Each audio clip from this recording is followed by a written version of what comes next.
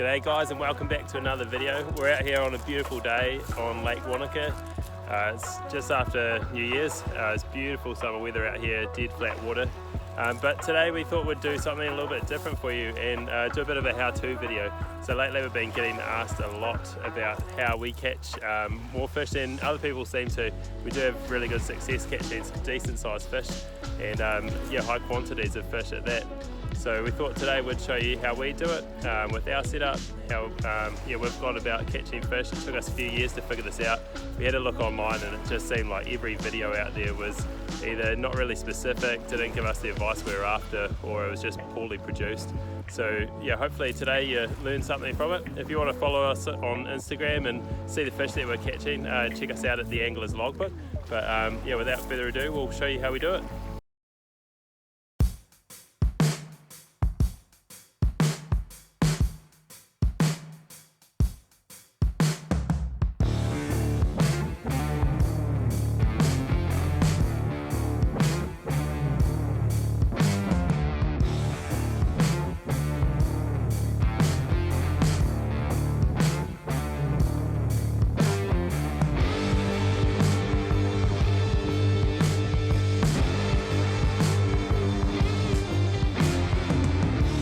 So there's two sayings that have really stuck with me while I've been fishing.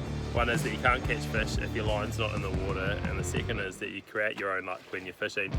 But really both of these things mean the same thing. There's no real replacement for spending time out on the water and figuring it out for yourself. But the hope of this video is that we will be able to give you a few pointers and point you in the right direction, so that when you get out there that you do have a little bit of knowledge to start with, and hopefully have a bit better success rate. But people use quite a few different setups for trolling for lake fish. So specifically we're going to be talking about targeting trout and salmon, but it does work for other freshwater species. One thing you'll see is our setup is a 7-foot rod, and we use a reel setup, so I'll show you that now. So this is our setup here. It is a bit covered in weed from being out fishing here. It's a little bit slimy around this part, but what we've got is a 6 to 7 foot rod. You can use a little bit longer, but generally if you're trolling, you don't really need to be beyond 7 foot. This is an Akuma setup, and it's been spooled with lead line, you'll see. So the lead line is a weighted line which helps the line sink through the water. And then we've also got a depth counter on this one, which is really awesome. We also run this thing, which you may or may not know about. It's called a Paravein, and it essentially dives through the water. So you see it's got a weighted tip on it, and then there's different adjustment settings. So you can set it so it's either diving deeper, shallower, or at the back here, you can set it so it dives out to one side, so you can run multiple lines out the back and they're pulling away from each other. Behind the Paravein there, you'll notice there's a swivel.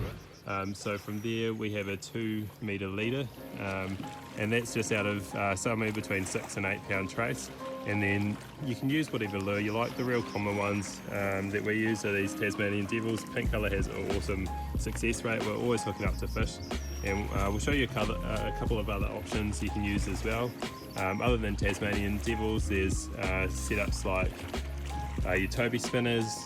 You can use a Rapala. Yeah, so we find that the bright colours work best on overcast days, and on brighter days we'll use some of the more natural looking fish. But we find that the pink Tasmanian devils and the brown ones have really good success, as well as the silver and pink Tobies. So one of the other important points to cover is around where you're fishing in the lake. So one area we're always targeting is wherever a river or a creek comes into the lake, we tend to find there's a lot of fish congregating around that shelf.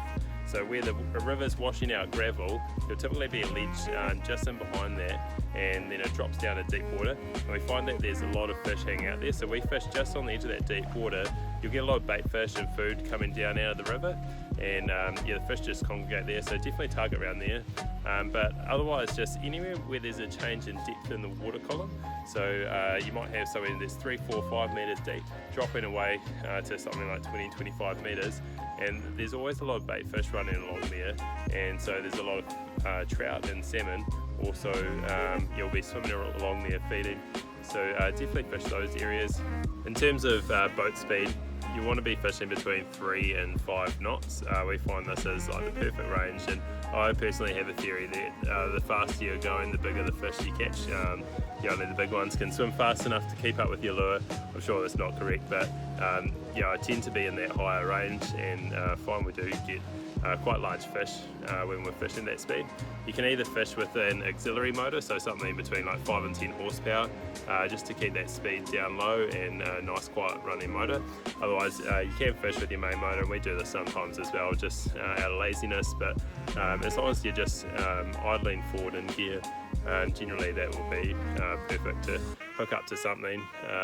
If you are using other setups, so if you're not using like a lead line setup with a Paravein, then you probably want to be fishing in the slower range, even slower than 3 knots potentially, just to help your line get down a little bit deeper than it would otherwise. And just the last couple of points for you, we find that if you're not using a Paravein, just a lead line setup, the rule of thumb for your depth is that for every 10 meters of lead line you have out, your line's going to be sinking by 2 meters deep, so the 10 to 2 rule. Obviously if you have a Paravein you can get that down a bit deeper, or if you're not using lead line it's going to be a little bit shallower and up near the top water. But we do find that in winter the fish do come up a little bit higher in the water column, so through sort of summer we'll be fishing between probably 220 and 300 feet of line out with our lead line and Paravein setup. If we're just fishing lead line we might have a little bit more than that out even, whereas once it gets to winter the water's a little bit colder, so the fish do come up a little bit higher because the water is colder. We might only be fishing between 180 and 220 feet out typically, and that's what we find we hook up to a lot of fish at. You're just going to have to play around with depths a little bit depending on the time of year, and just see where the fish are hanging out. Just keep varying up your line depth, and see where they are. So just to recap those key points for you, there's no replacement for creating your own luck. Spend time out there, get to know the water, give it a go and just see how you get on. But a few things that we can point in the right direction with: we use a 7-foot rod with a reel spooled with lead line to a Paravein, a 2 meter leader, and then a lure behind that. Let us know how you do get on, and let us know in the comments as well if you have any other things that you think might help other anglers. We're all out here trying to improve what we do and have high success rates, so drop it in the comments if you have any ideas.